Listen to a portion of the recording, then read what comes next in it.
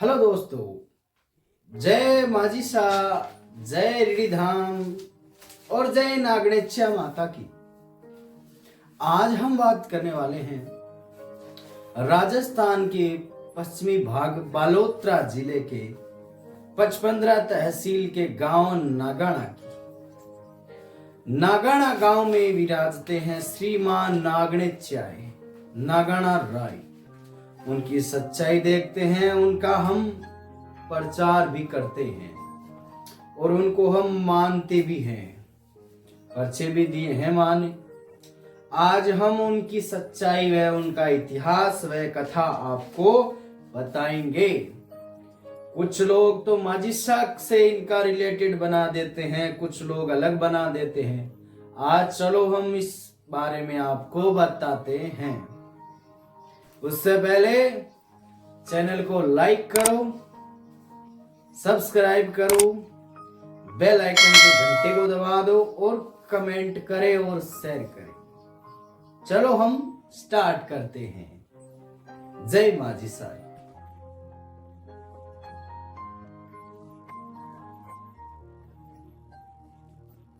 राजस्थान में एक गांव आता है खेड़, और खेड़ के राजा थे अस्तान जी। अस्तान जी के पुत्र थे राव दुहड़ जी, और राव दुहड़ जी बाल अवस्था के अंदर अपने ननिहाल गए। ननिहाल गए तो अपने मामा जी का बड़ा वह मोटा पेट देखकर वह अपनी हंसी रोक नहीं पाए और वह हंसने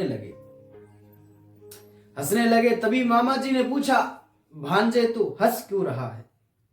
तब भांजे ने कहा, मामा जी मैं हंसी नहीं रोक पा रहा हूं, आपका पेट है ही इतना बड़ा।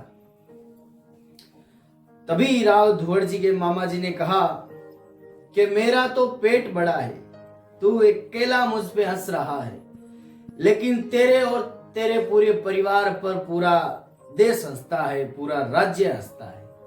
तब राव धुवड़ जी ने कहा, कैसे?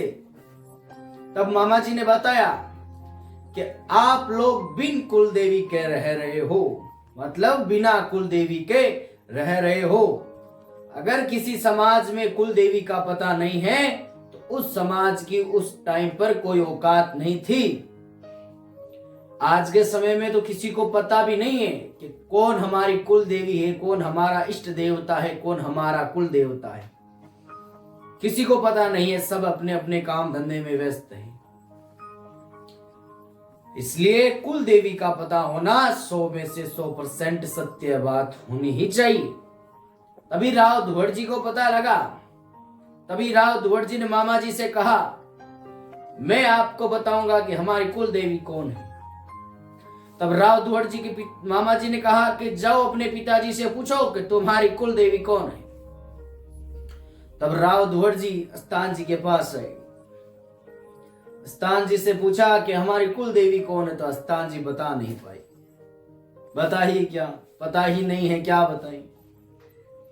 तभी राव धुवड़ जी के मन में दृढ़ निश्चय हो गया कि मैं मेरी कुल देवी को लेकर आऊंगा। राव धुवड़ जी बाल अवस्था के अंदर ही घर से निकल गए चुपचाप, और घोर जंगलों में जाकर मां जगदम्बा की तपस्या की और अन्न और जल को त्याग दिया।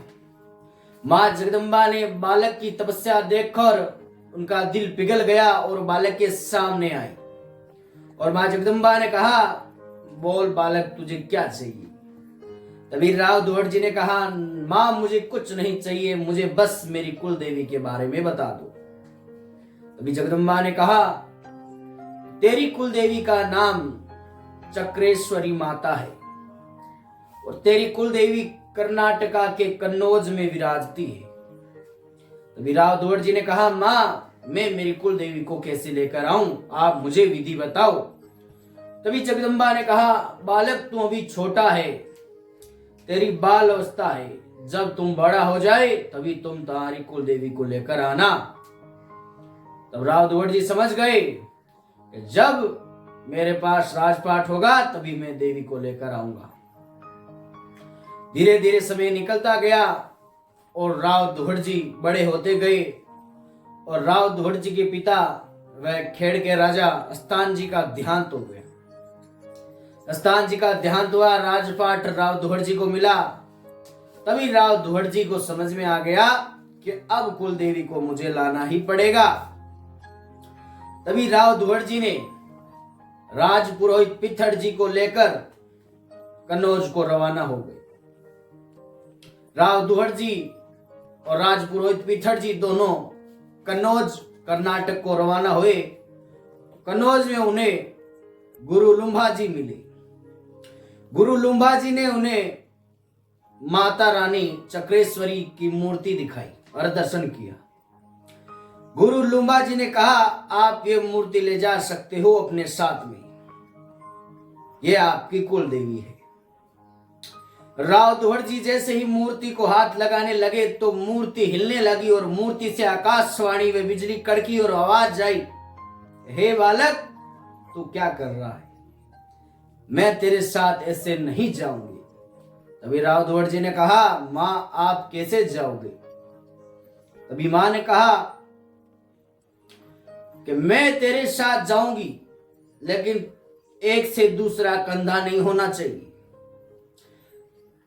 एक पकड़ के तान ही तुझे चलना पड़ेगा, कहीं रुकना नहीं पड़ेगा। जहां तू रुक गया वहीं मेरा स्थान होगा। तभी राव दुहड़ जी ने कहा, मां मुझे कैसे पता चलेगा कि आप मेरे साथ जा रहे हो? तभी कुल देवी ने कहा कि तेरे ऊपर एक पक्षी उड़ता दिखेगा, तब तू समझ लेना कि वो पक्षी तेरे साथ चल रहा है, तो तेरी कुल देवी तेरे साथ चल रही है। राव दुहड़ जी मां को लेकर अपने गांव को रवाना हो गए। चलते गए और नागाना पर्वत आते समय नीम का पेड़ देखकर दुहड़ जी को शरीर के अंदर कमजोरी महसूस होने लगी और थकान महसूस हुई। तभी राव दुहड़ जी ने सोचा कि नीम के बरगद व नीम के पेड़ के नीचे मैं विश्राम करूं। तभी राव दुहड़ जी नीम के पेड़ के नीचे सो गए। कई देर बाद जब उनकी आंख खुली तब वह देखा कि माता तो पक्षी के रूप में पेड़ के डाली के ऊपर बैठी है।